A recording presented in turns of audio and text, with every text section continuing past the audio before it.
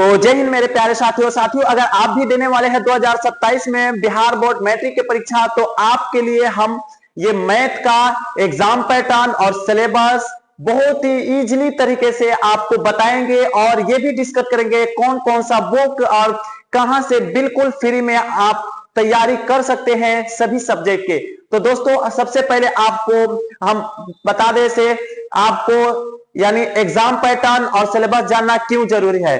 तो सिंपल सा समझे से अगर आप घर बनाते हैं तो एक नक्शा बनाते हैं, तो इसी तरह आपका सिलेबस और एग्जाम पैटर्न भी एक नक्शा है। एग्जाम की तैयारी करने से पहले आपको क्या करना होगा, यानी उसका सिलेबस जानना होगा। अगर बगैर सिलेबस और एग्जाम पैटर्न जाने हुए तैयारी कर रहे हैं तो ऐसा है जैसा अंधेरे कमरे में तीर चलाना जैसा है। तो अंधेरे कमरे में तीर ना चलाए बल्कि एग्जाम पैटर्न और सिलेबस जानकर पूरे अच्छे से रणनीति के साथ तैयारी करें ताकि आप 100 में 100 हर सब्जेक्ट में ला सके। तो चलिए दोस्तों हम लोग बड़ी इजीली तरीका से हम लोग आज एग्जाम पैटर्न और सिलेबस को समझेंगे और बिल्कुल फ्री में आप संपूर्ण बैच से तैयारी कर सकते हैं यूट्यूब पर।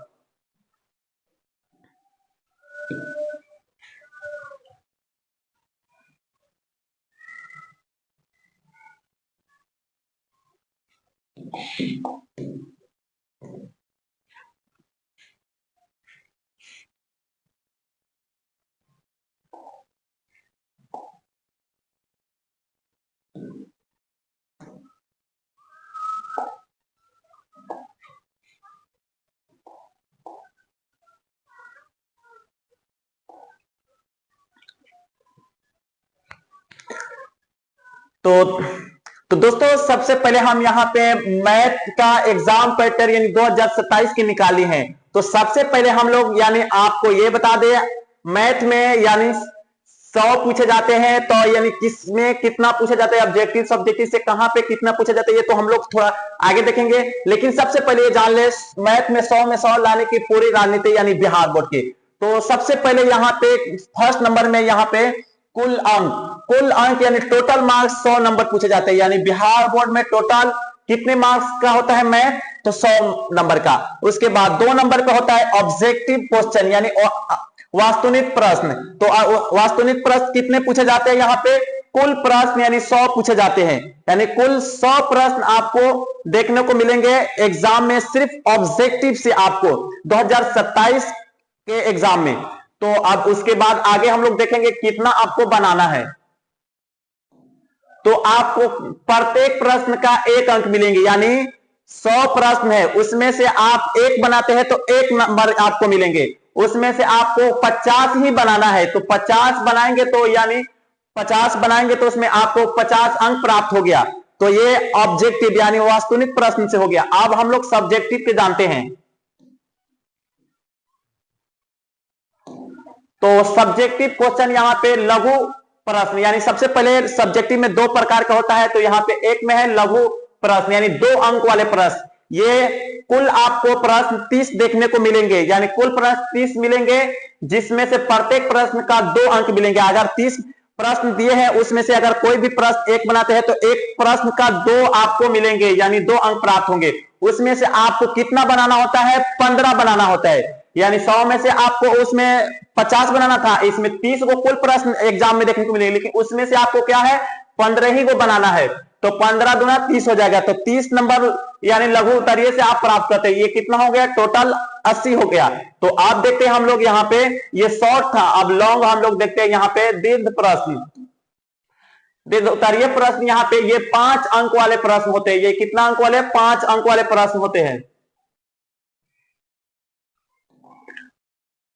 तो ये 5 अंक वाले प्रश्न होते हैं। कुल प्रश्न आपको एग्जाम में यानी लॉन्ग से 8 को मिलते हैं, जिसमें से आपको प्रत्येक प्रश्न का 5 अंक मिलते हैं। एक प्रश्न बनाते हैं तो आपको कितना अंक मिलता है, 5 अंक। तो उस तरह आपको कितना बनाना होता है, 4 प्रश्न बनाना होता है। तो यहाँ पे आप 4 प्रश्न बनाएंगे तो आपको कितना मिल जाएगा, यानी 20 नंबर मिल जाएगा।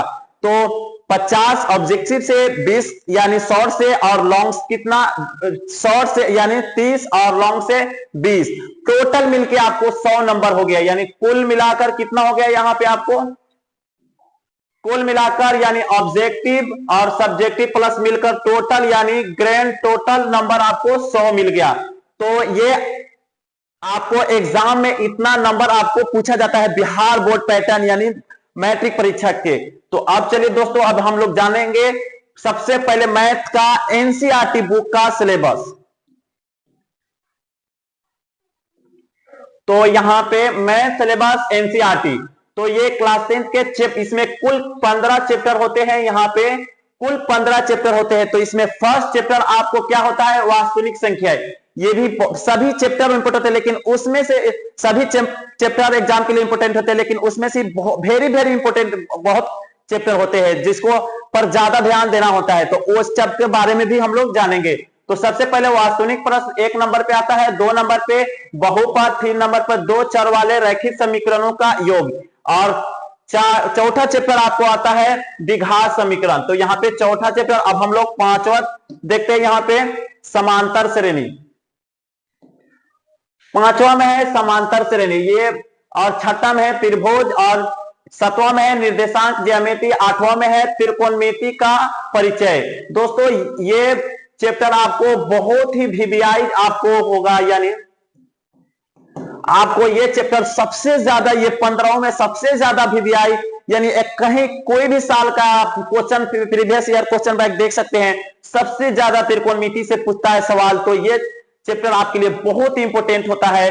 तो अगर ये चैप्टर से आपको डर लगता है तो आपको मैं बहुत ही इजीली रियल लाइफ से आपको हम इस चैप्टर को पढ़ाएंगे इसी चैनल RH मैथ क्लासेस पर। तो जरूर आप ये चैनल से जुड़ जाइए अगर अभी तक आपने नहीं जुड़े हैं तो। चलिए दोस्तों, उसके बाद में आता है यहाँ पे 9 नंबर में त्रिकोणमिति के कुछ अनुपात अनुप्रयोग यानी ऊंचाई एवं दूरी होता है। उसके बाद 10 नंबर में आता है वृत्त, और यहाँ पे 11 नंबर में हम लोग देखते हैं, यहाँ पे 11 में आता है रचनाएं, 12 में आता है वृत्तों से संबंधित क्षेत्रफल, 13 में आता है पृष्ठीय क्षेत्रफल एवं आयतन, 14 में आता है सांख्यिकी, और 15 में आता है प्रायिकता। तो ये रहा कुल यानी 15 चैप्टर। इसमें से सबसे ज्यादा इंपोर्टेंट यानी त्रिकोणोमेट्री था जो 8 नंबर चैप्टर से था, और इसी तरह बहुत सारा चैप्टर यानी निर्देशांक ज्यामिति, ये भी बहुपद, ये सब बहुत इंपोर्टेंट चैप्टर है। तो दोस्तों इसके बाद में ये सब चीज के बारे में डिस्कस किया जाएगा। इसके बाद अब हम लोग जानेंगे यानी 100 में 100 आप कैसे ला सकते हैं। तो चलिए दोस्तों, यहां पे हम लोग देखते हैं।